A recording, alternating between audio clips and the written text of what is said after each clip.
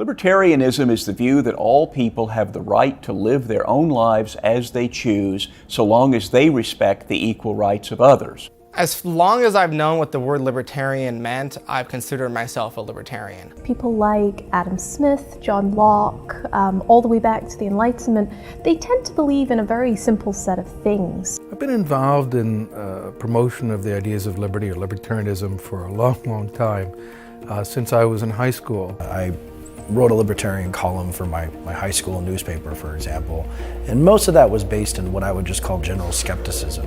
What really captivated me was, one, opposition to dictatorship, and there were more dictatorships around the world then, there still are some. And then second, when I was introduced to economics, the best system I thought for organizing people was to let them organize their own lives within a common framework of the rule of law, rather than having a master plan for society. Basically the idea that people should be pretty much free to do what they want as long as it doesn't impinge too much upon other people. It seems like skepticism and libertarianism go very hand in hand together. Being skeptical of claims to power, being skeptical of claims of truth made by powerful people, being skeptical that there's only one way of doing things, being skeptical that someone can tell you we're all going to have to do it this way and this is the only way it can work, and then realizing that that person has a vested interest. Libertarianism is the notion that individuals are best suited to run their own lives without interference or coercion from outside forces. Libertarians defend the rights to life, liberty, and property of each person, rights that we have naturally before governments are instituted. Libertarian thought emphasizes the dignity of each individual, which entails both rights and responsibilities. When people say the government decided this or the people decided that the government or the people are not persons. They're not like you and me. They're made up of lots of people. When people casually say, we decided, the people decided, the government decided to do this or that, libertarians ask, what does that mean? It means some people were deciding for other people. It turns out government isn't some powerful big person making decisions. There's nothing special about people in government. There's nothing particularly worse about them. There's nothing particularly better about them. When you go from the private side to the public sector, you don't grow wings, you don't ditch devil horns and suddenly get a halo, you don't become more intelligent, you don't suddenly become an expert on economics. None of those things happen. You just move from an area where you're in private life to an area where you suddenly have control over people. The progressive extension of dignity to more people, to women, to people of different races, religions, and sexual orientations, is one of the great triumphs for liberty in the Western world and increasingly the entire world. Because individuals are moral agents, they have a right to be secure in their life, liberty, and property.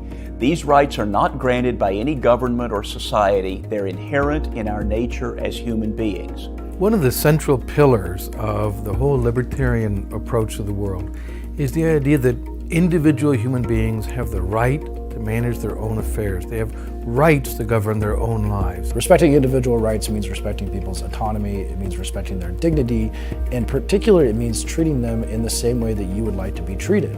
A great libertarian abolitionist, someone who worked to abolish slavery in Brazil, Joaquim Nabuco, put it very neatly. He said we should love the freedom of other people, and only if we love the freedom of other people will we truly appreciate and treasure our own. It is intuitively right, we might even say it's self-evident, that individuals should enjoy the security of these rights. The burden of proof should lie with people who would take those rights away.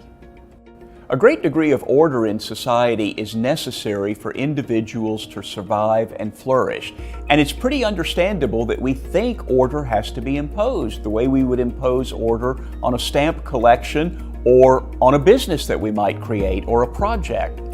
What we have trouble understanding is that the greatest degree of order in society actually arises spontaneously.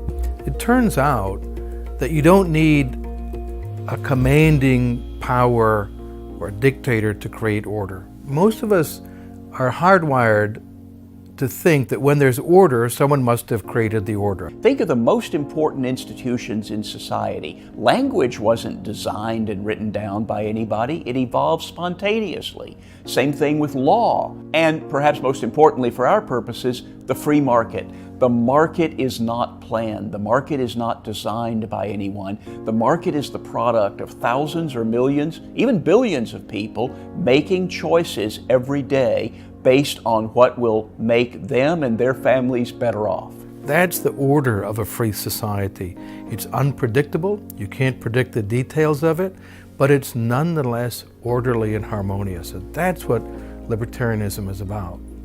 The rule of law means that individuals are governed by generally applicable and spontaneously developed legal rules, not by arbitrary commands from some authority. A good legal system should solve more problems than it creates, for example. You can't have a just society with laws that are capriciously enforced, unpredictable, and impossible to plan your life around. Those rules should protect the freedom of individuals to live their lives as they choose, so long as they respect everybody else's equal rights.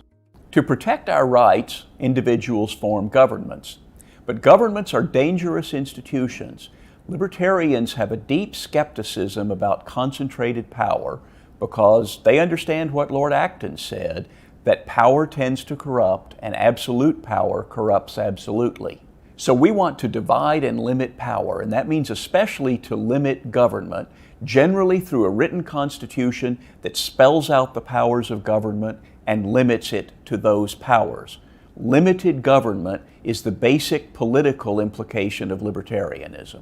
The Constitution grants powers only explicitly. It assumes no powers are going to be in government.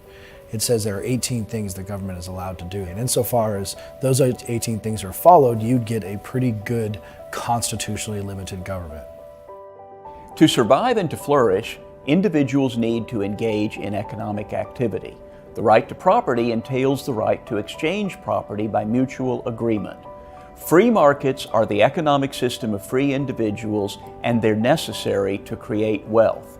There's more opportunity in the United States simply because we have a freer political system and freer markets here. People are allowed to engage in more mutually beneficial and voluntary economic exchanges. As a result, people are able to take more risks, reap those rewards, bear the cost themselves, and over time this means that we accumulate capital, skills, and that culture which produces consistently an increasing economy and more job opportunities, not just for Americans, but for people from other places as well. And people who come here recognize that, recognize the opportunities, and they want to be part of that. So one of the most effective ways that we can promote peaceful coexistence with other nations is actually to trade with them.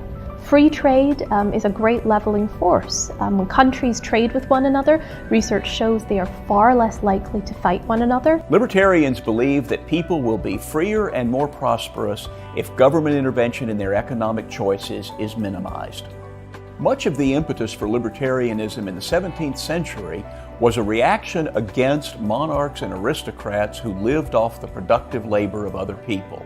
Libertarians defended the right of all people to the fruits of their labor. This effort developed into a respect for the dignity of work and production, and especially for the growing middle class who were looked down upon by aristocrats.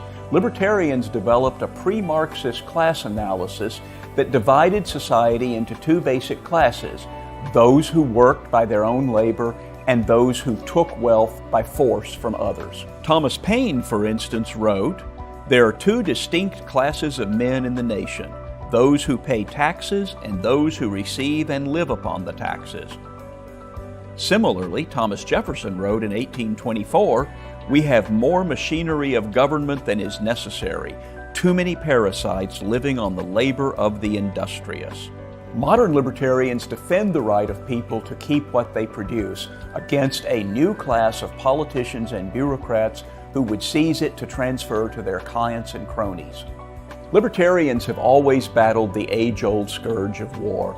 They understood that war brings death and destruction on a massive scale, destroys family and economic life, and puts more power in the hands of the ruling class, which just might explain why the rulers haven't always shared the people's sentiment for peace. Henry Kissinger once said that no foreign policy, no matter how ingenious, can be successful if it is thought of in the minds of a few and carried in the hearts of none. And what he really meant by that is the idea that foreign policy has to be a decision made by the people, not just by a few elites. So foreign policy will never be successful unless it's supported by the population at large. People around the world have come to see each other as other individual human beings, to think abstractly that that person may look different, speak differently, worship differently, have a different language, that nonetheless they're people like me. And if we have a common nature, as the great Roman statesman Marcus Tullius Cicero put it, then certainly we are obliged by the law of nature not to act violently against each other. Personally, and I think many people would agree with me, just don't think that we will ever reach a state where war is impossible. But the good news is that political science research tells us that war should be rare, very uncommon. Free men and women, of course, have often had to defend their societies against foreign threats. But throughout history, war has usually been the common enemy of peaceful, productive people on both sides of the conflict. For societies to remain free, there has to be at least a critical mass of the population of some understanding of what it means to be a free person. But some people in every social order take it as a personal mission, a calling. I think of William Wilberforce, who spent over 50 years of his life in Britain, in the Parliament, and agitating in public, and the media all over, for a simple goal, the elimination of slavery in Britain. We might still have that monstrous institution if there were not people like Frederick Douglass and William Wilberforce, Lysander Spooner, working to eliminate it. Those struggles for freedom are with us today. I've dedicated a large portion of my life to advancing liberty because it is a rare and precious institution that has existed in few places for short periods of human history. And if I can just push the cord in a way toward preserving those individual liberties, in a very real sense, if I can just do that once, I will have purchased my life. I will have made my life more worth living because I have fought for someone else's liberty. And of course, in fighting for their liberty, I'm fighting for my liberty. To be a libertarian means that in some sense it hurts you to see that happen when people suffer violence, they're murdered because of their political opinions, because of their religion, because of their sexuality, because they engaged in some behavior that wasn't harmful to anyone else, and yet violence is visited upon them. For me personally, I hate it when I see that, and every time I see someone suffering some form of oppression, I want to do something about it. That's what moves my life, and I think it's what moves the lives of those who have dedicated themselves to loving the freedom of other people.